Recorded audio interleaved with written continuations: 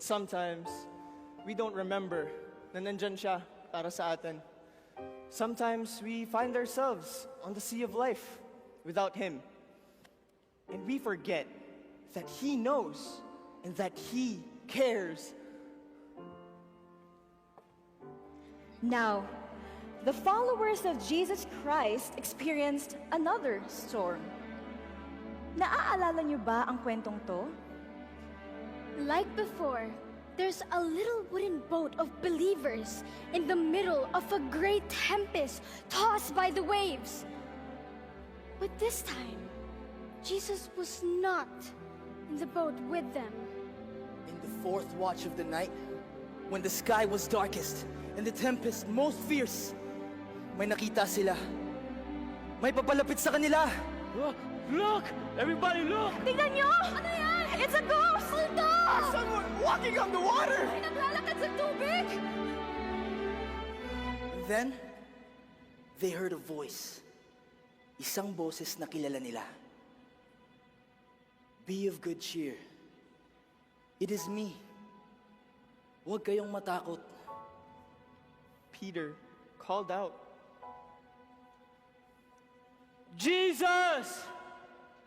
If it really is you, call me. I will come to you.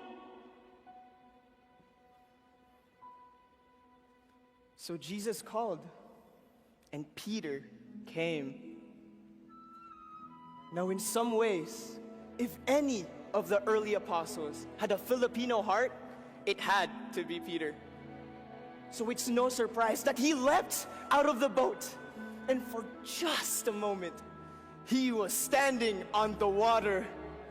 But sometimes, even the strongest, the most courageous of us have moments of doubt, discouragement, and fear. And when Peter saw how high and rough the waves really were, he lost sight of the Savior. He began to sink. As he slipped beneath the surface, he cried, Lord, save me! Tonight, if you are one of those who came overwhelmed by the rough waves of life, we want you to remember, you are not alone. Hindi ka nag-iisa. What happened to you, what happened to him, can happen to you. In the dark, churning water of the angry sea, Peter felt a hand. It grabbed him. It was strong. It was Jesus Christ. Walang iba kundi si Jesus. And Jesus held on. Slowly but surely, he lifted Peter up. As Peter fell into the boat, he must have wept for joy. There, in the arms of a loving Christ, the waves stopped, the wind ceased, and hope began to shine again. Even the perfect brightness of hope. Isang ganap na kaliwanagan ng pag-asa. Tonight, we invite you to let hope shine brightly for you. Kung nasaan ka man, anuman ang iyong paniniwala, remember, you are a child of God, a son or daughter of a noble heritage. You have a Filipino heart, a heart of faith, hope, and love. Tonight, if you want to share your hope with the world, I see that some of you have their lights open. For those that have not, please turn on the light of your phones. Come on. Hold them up high. Itaas niyo pa. Let your light shine. May this moment and this music be an expression of God's hand holding you and lifting you up. Dahil buhay si Jesucristo. Because Jesus Christ lives. Sa gitna ng bagyo, siya ang kasama natin. He is with us. And He loves you.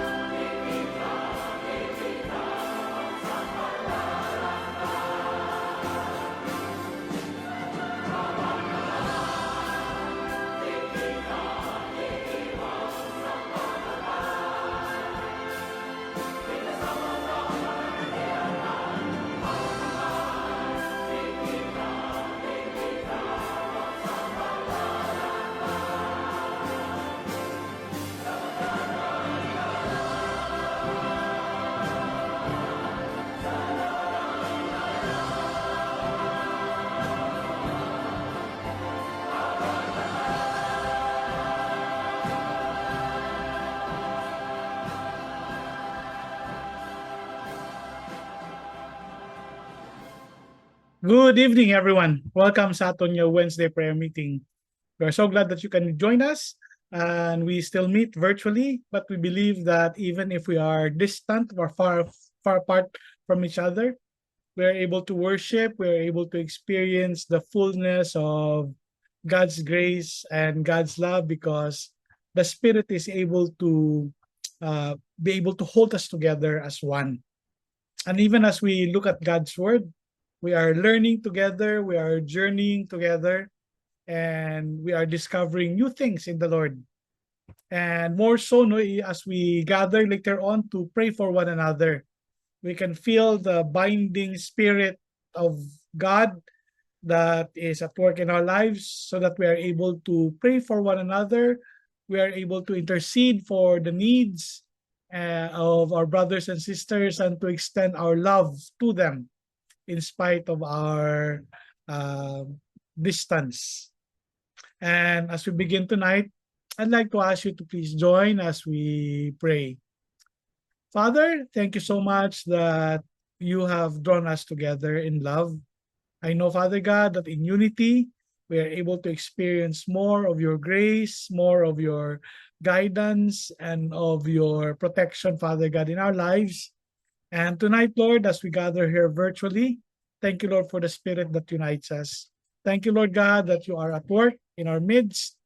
And thank you, Father God, also that as we look at your word, you're able to instruct us. You're able, Lord God, to show us your way together as your people. And we ask all of these things, Father God, for your blessing in Jesus' name. Amen. Psalm 46, verse 1 tells us, God is our refuge and strength, an ever-present help in trouble. And this is going to be our verse tonight, no? This verse reminds us that God is our refuge. He is our strength. He is always present to help us in times of trouble. Kung magpalapit kita sa iya, sa pagpangamuyo, we are able to experience all of these things. Because when we draw near to Him in prayer, we are not just speaking into the void. Naghahambal kita sa hangin, no? We are connecting with the one who is powerful, but also the one who cares for us. We are connecting to the one who loves us and is able to do powerful things. He has the power to sustain us. So importante gid ang pagpangamuyo, no? Ang pagpangamuyo amo ni siya nagahatag sa aton sang kabaskog, sang kusog, nagahatag sa aton nga kita magpadayon. Kag kung mapalid-palid man kita sa hangin sang kapalaran, the prayer is the one that anchors us so that we are steady. So it's an anchor. Prayer is an anchor in the storm. It's a way to release our worries and magbaton man sa pagidait nga halin lang gid sa Ginoo. By prayer, we are realigning our perspectives. We are shifting our focus from the weight of our burdens to the greatness of our God. Kung tulukon na nato ng problema, doga worry kita, no? Through prayer, we are reminded that we are not alone, that God is near us, and that God's presence provides a source of unshakable strength. So, what can prayer do during stressful times? Nga kinahanglan kita mag-ampo sa mga panahon nga sa mga piun nga no damo problema or damo kita sang ginabatsyag. Why do we need to pray during stressful times? What can it do? What does it bring to us? There are a few things, no, that prayer can do when we go to God during stressful times. Number one, prayer can bring peace. Makahatag sa aton sang peace. Philippians chapter 4 verse 6 to 7 teaches us that through prayer, God's peace will guard our hearts and minds when we let God know everything. When we make requests before Him, ang promise ni Apostle Paul ginatag sa aton, then the peace of God that passes all understanding will guard our hearts and minds. So when we pray, it brings peace. Number two, it renews our strength. It renews our strength. Those who wait on the Lord will renew their strength. Kung nagaampo kita sa Ginoo, Isaiah chapter 40 verse 31 tells us, nagkakapoy gid man kita, pero siling ni Isaiah, ang mga nagahulat, ang nagasalig sa Ginoo, magabalik ang ilang kusog. Pwede sila makadalagan, nga hindi kapuyon, pwede sila maglupad, nga hindi, that they will soar like eagles. So it brings peace, it renews strength, it provides wisdom. James chapter 1 encourages us to ask for wisdom. May mga sitwasyon nga hindi natakabalo kung ano himuon naton, din tamakadto kung sino palapitan naton, kung ano aton himuon. Siling sang James, ask. If you need wisdom, ask me, say ni Lord. James chapter 1 verse 5 encourages us to ask for wisdom because God gives it generously. Sa tanan niya na pangayo, siling sang Ginoo, hindi lang siya maghatag pagid siya damo-damo gid. That's number 3. Number 4, prayer deepens our trust in God. Importante nga ma-pray kita because it deepens our trust in God. Trust the Lord with all your ways, in all your ways. Acknowledge Him and He shall direct your path. Siling some Proverbs 3 verses 5 to 6. It calls us to trust in the Lord rather than lean on our own understanding. Kadalom pagid ang aton nga pagsalig sa Ginoo kung kita nagaampo. So what do we do to deepen our prayer life? Paano nga magdalom pagid kag magbatutong pagid kita sa pagampo? Set aside a dedicated time. Start and end your day with prayer, creating a consistent habit. Number 2, pray the scriptures. Use the Psalms, for example, to voice out your prayer as a guide. You allow God's word to shape your heart. That's number 2. Number 3, be honest with God. Pour out your emotions, your tears, your hopes, and God will hear it. God, is delighted with your authenticity. Hindi mahadlok na ma-offend ng Lord kung napangakig ka or nagapangsubo ka. Number 4, listen in silence. Di lang wakal ang prayer, May mga tiun man nga mamati kita, maghipos kita, kag mamalandong, kag mamati sa boses ang Ginoo. That's number 4. And number 5, keep a prayer journal kung pwede. If you're a writing person, write down prayers, how God answers them, strengthens your faith. And then, ang ginahimo mo natin every Wednesday, pray with others. Find a prayer partner or a group to encourage and to help you in prayer. That's why adi kita din, we're gathering together to pray.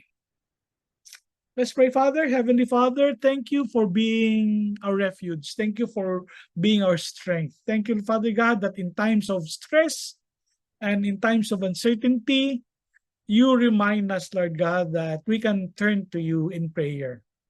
Buligi kami Ginoo nga magsalig pagid nga ugot sa imong presensya kag sa imong gahom.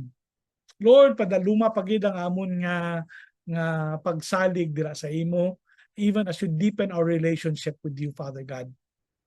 Lord, we seek your peace, we seek your wisdom. May our prayers, Lord God, may not just be empty words, but a conversation, Father God, that can happen with you. My prayer, Father God, is that you will strengthen each of the hearts that are here right now. Fill us, Lord God, with your unshakable peace. And we pray this in Jesus' name. Amen. Salamat gid sa pagpamati. At this time, I'd like to invite you to please join sa aton nga prayer time. We are interceding, we are praying for one another, we are showing support and love to our brothers and sisters through remembering them through prayer. So I'd like to invite you now to please join sa aton nga prayer time.